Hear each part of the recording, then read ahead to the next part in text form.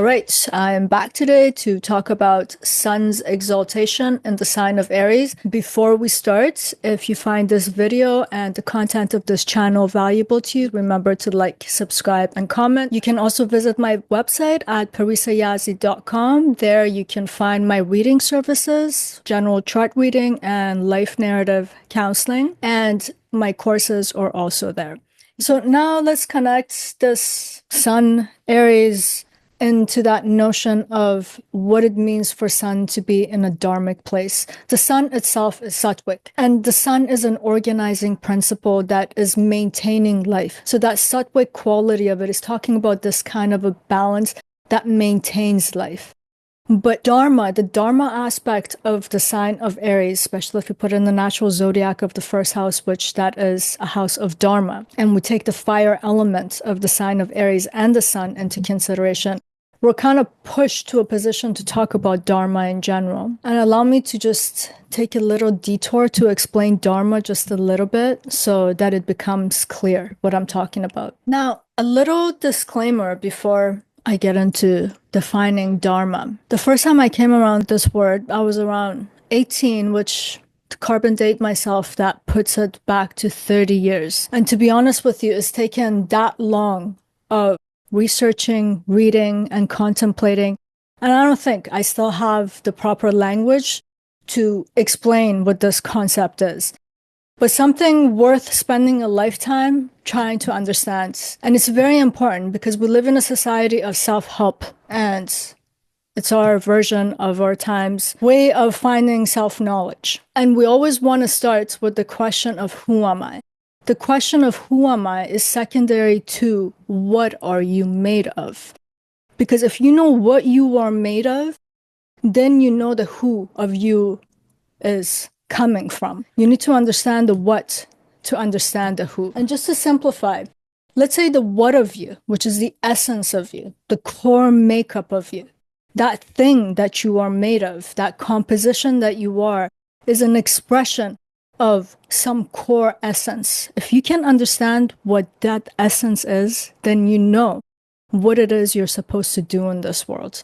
Then you know what your calling is, how you're supposed to direct yourself in this life. For example, let's say you are a knife, okay? Just say the what of you is a knife. What does that mean? There's this hardness. You're made of steel. You're sharp. You cut things. You stab things. You separate things. This is the nature of Mars, for example, right? Mars is like a knife or a sword.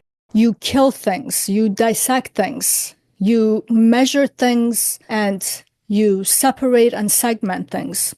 Okay? You are not a spoon. So if your who is trying to be a spoon, which is to scoop and to feed and to contain and to hold, you are not serving your purpose in this life. And there's always this inner glitchiness about the who of you. Like you just don't feel right inside of yourself. So Dharma is about understanding that core essence of what you are made of, which is telling you what your capabilities, inherent talent, capacity in this life is. So when you know that, then you know how you ought to act. Then you know your purpose, and not just in terms of your career and your wants and your desires. Your purpose in sense of why do you exist? What is your function in existence? This is so important for Dharma. And you know, sometimes people, they talk about moksha like it's a freebie. I just want to be liberated from things. Well, you got to do the right things to eventually have that moksha, which is essentially enlightenment, is the end of the road.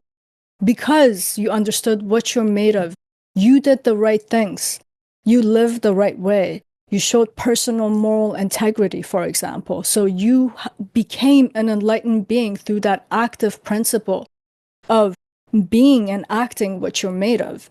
So because of that enlightenment, now you are free from the sufferings of this world. The suffering of this world comes from not knowing our Dharma, not knowing what we're made of. So we're trying 100 different hats, 100 different shoes, and none of them fit in life. And no matter how much success we might attain externally, internally, there's just this feeling of emptiness, like the destination not only wasn't reached, we didn't even come close to touch it. So the fire element, the sign of Aries in the natural zodiac in the first house, all of this is saying something about what it means to live with Dharma, to have Dharma, which is to understand what you're made of, where then you get that illumination and clarity about how you ought to act and be in the world. And what does the sign do? The sun do? The sun is also about illumination and clarity. And then the fire element in itself too, it's about purification. So it's actually getting rid of all this who, sounding like an owl here, so that you can get to the what, which is the essence of your core makeup. And the sun represents the center of being, the core of you, the soul, the essence of the consciousness that you are. So there's this kind of resonance in the sign of Aries with the sun, that it can purify all the useless kind of identifications that we come to have. And the sun represents the ego and the identity. It's not hard for the sun when it's misplaced in a sign that doesn't support it, in a house that doesn't support it, to start to have these layers of ego identity that it's essentially not the what of itself. It's constantly trying to construct the who of itself, and it's always feeling lost in the world. So when it comes into the sign of Aries, that fire element is layer by layer burning off the superfluous. That light factor, that heat factor that's coming from this combination is also illuminating this dharmic aspect of the self, the dharma of the self. So here the person can have clear vision, not just about what they need to do in the world, but in the self, in the sun, the core of our being. We can start to understand what that is. And when we understand what that is and we know how to act, we know what we need to be engaged with in this world. And when we are doing that, we are aligned with the integrity that's inherently within us. So we have this inner integrity. And the world, as chaotic as it may seem, because you turn on the news and it seems like everything's in a state of chaos, but even the world existence, the everythingness that exists, it is an integrated whole that it has its own integrity also. So then our personal actions become aligned with that cosmic order. So when I'm talking about moral integrity, I'm not talking in sense of just laws of like, you can't make a U-turn here, so you don't act that way.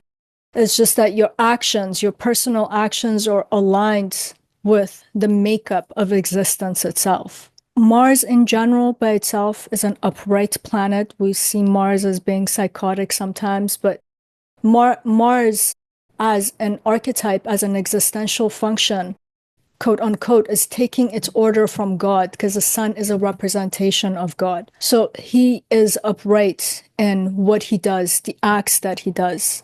And that's because he understands what he's made of and he knows what he needs to do. And he knows part of that doing is to take this order from the leader, which is the Godhead. So when we have our Dharma part straight out and we are upright, we know what we're made of, therefore we know what to do in this life. Our moral inner compass is always pointing at the right direction. This combination of Sun and Aries, it's saying something about that. That's one of its highest potentials as a form of its self-expression that can come out in this combination. So its inner mandate is aligned, not just for the selfish, self-oriented purpose of, I know what I want to do, but it knows what it wants to do, has a bigger function and purpose in the bigger world, in existence itself, if you're that enlightened. And when Sun is in Aries, it has that vitality and energy. It's supported enough to be able to do this over and over in different contexts and situations in life. The fact that this sign is a cardinal, the world is not static. Reality is not static. How you are practicing your moral integrity in situation A is not the same thing in situation B. What you do in your 20s is not the same thing as what you have to do in your 80s. So that cardinal aspect of the sign is also allowing the individual to understand this and to be able to pivot, to shift, to change their trajectory, but always staying aligned to this what of the self, what I'm made of. yes, the situations change, but this what of me, how does it need to align to this situation and to this moment of life? This is what the sun in Aries can do at its highest expression. And in a lot of ways, one's personal sense of self, their identity, their ego, everything that they do is in an alignment. And honestly, when we talk about personal power, this is the only way to have it. Personal power is not how do I exert my power out there. How can you be at the seat of your own power, at the helms, and have this to be self-possessed and self-governed and to know what that means? And Sun in Aries has the capacity to do that. It's supported to do that or to eventually learn that throughout a lifetime. And honestly, I feel like this is one of the most beautiful aspects of Sun in Aries. A lot of people look at it and they're like, oh, Buddy can be a leader and it's about self-confidence. I wish I had more of that. That component of that deep understanding of what your soul is about. And then to be able to align your soul to the experience of this life and to do the right acts, that is the most magnificent part of this exaltation.